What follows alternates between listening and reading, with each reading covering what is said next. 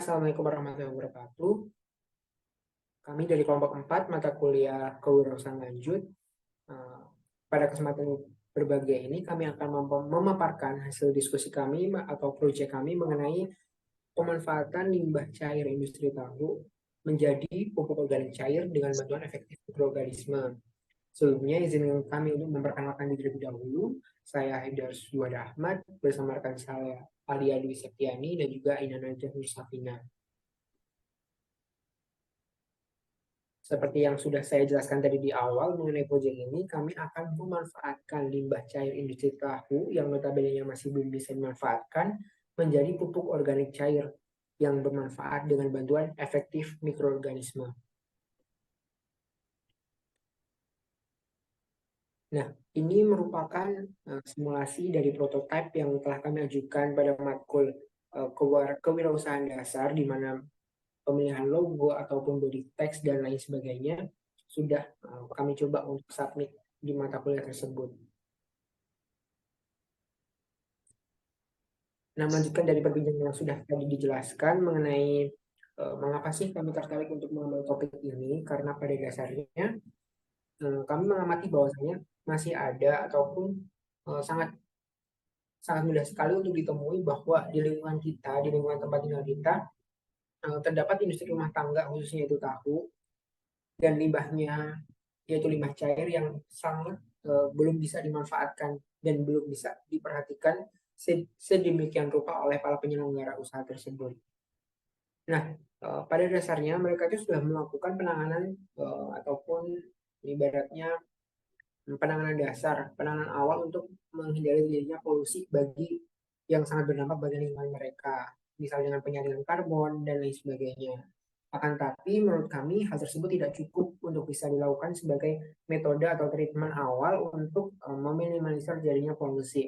Oleh karena itu, atas dasar hal tersebut kami berinisiasi untuk melakukan sebuah inovasi, yaitu dengan melakukan pengembangan produk, yaitu pengolahan limbah organik cair khususnya dari industri tahu menjadi pupuk organik cair dengan bantuan efektif mikroorganisme untuk menjadi sesuatu hal yang bisa bermanfaat dan juga menguntungkan dari segi ekonomi bagi para pelaku usaha dan lingkungan sekitar.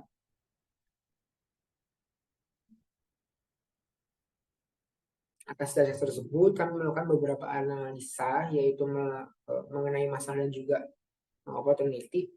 Yang pertama mengenai konteksnya, seperti yang tadi sudah kami jelaskan bahwa masalah ini terjadi karena masih belum pahamnya para pelaku usaha akan usaha yang mereka pilih, bahwasanya mulai dari tata letak ruangannya, tata letak bagaimana cara mereka untuk mengatur bagaimana cara limbah itu sesuai dengan aturan yang berlaku dan lain sebagainya, yang seharusnya mereka menganut good manufacturing practice yang sudah diatur baik dari tata lokasi sampai dengan pembuangan limbah.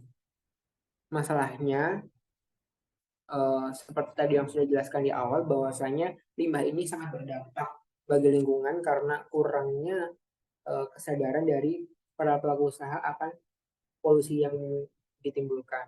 Alternatifnya sampai saat ini masih belum ditemukan metode yang lebih efektif selain dari penyaringan karbon tadi. Dan mungkin bisa teman-teman lihat juga seperti di PPT yang sudah ditampilkan minggu lalu, mulai dari customer yang akan kami tuju sampai dengan emosional dan quantifiable impact sampai dengan alternatif shortcoming-nya. Mungkin sudah kami jelaskan lebih lanjut waktu presentasi secara offline.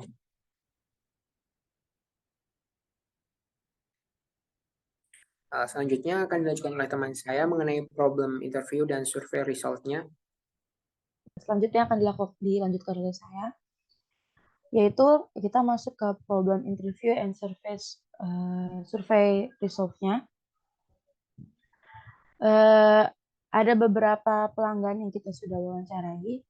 Rata-rata pelanggan yang kita wawancarai itu umurnya sekitar 20-45%. Tapi dari 100 respons ini, kita mendapatkan 69% yaitu terdapat di umur 20 sampai 25 tahun. Terus apa sih mode wawancara yang kita lakukan untuk mensurvei produk kita ini? Mode wawancara yang kami gunakan adalah metode survei dengan menggunakan Google Form. Beberapa banyak dari mereka yang setuju bahwa ini adalah masalah dan menginginkan solusi. Berdasarkan hasil survei pelanggan yang setuju bahwa limbah industri bermasalah dan menginginkan solusi berupa pupuk organik cair sekitar 84%. Dari skala 1 hingga 10, hanya pelanggan yang mengisi nilai 9 sampai 10. Oleh karena itu, solusi ini diimplementasikan.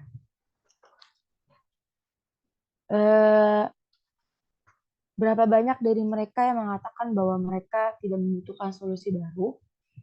Nah, ini jawaban yang kita dapatkan dari 100 responden yang berusia 20 sampai 25 tahun.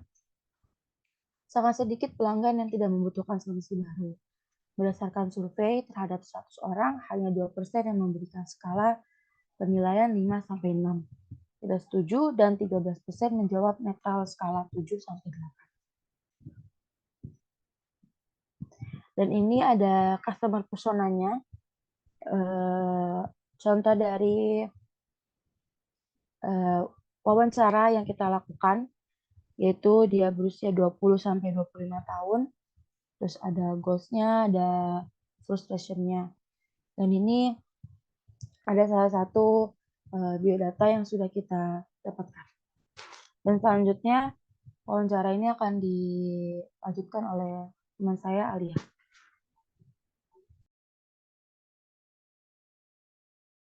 Oke, baik. Selanjutnya ada market size estimation. Jadi di sini kami sudah melakukan estimasi pemasaran akan ditujukan ke siapa. Nah, di sini kami sudah membuat TAM, SAM, dan SOM-nya.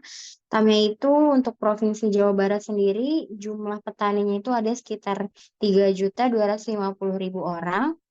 Dan untuk SAM-nya, itu khususnya di wilayah Kota Bekasi itu ada sebanyak 59.512 orang, dan untuk SOM-nya itu ada di wilayah khusus Bekasi Utara itu ada sekitar 6.424 orang. Nah, setiap harinya di daerah Bekasi itu dihasilkan limbah cair dari industri tahu sekitar 385,5 liter per hari. Kita bisa bayangkan dalam satu hari saja sudah dihasilkan limbah sebanyak itu. Bagaimana untuk 1 minggu, 1 bulan, bahkan untuk 1 tahun, dan bahkan untuk beberapa tahun ke depan. Nah, hal-hal tersebut bisa menyebabkan polusi di lingkungan. Nah, oleh sebab itu, makanya kelompok kami memiliki ide untuk bagaimana sih untuk mengatasi polusi yang ada. Nah, caranya dengan membuat pupuk organik cair.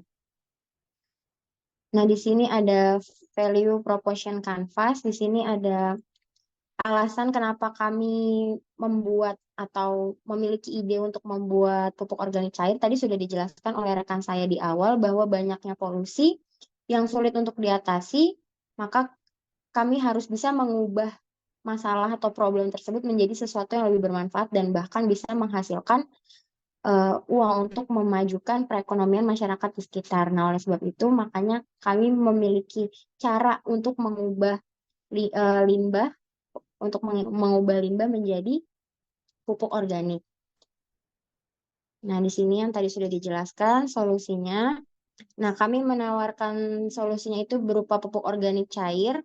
Nah, untuk detailnya itu bisa menumbuhkan tanaman yang memang tidak usah dipisah gitu. Karena kan dari beberapa pupuk organik cair itu biasanya menggunakan, jika kita ingin menumbuhkan tanaman bunga itu dibutuhkan pupuk sendiri. Terus kalau misalkan untuk menumbuhkan tanaman sayuran itu pupuknya sendiri. Tetapi untuk produk kami itu ada satu jenis pupuk bisa digunakan untuk berbagai macam jenis tanaman.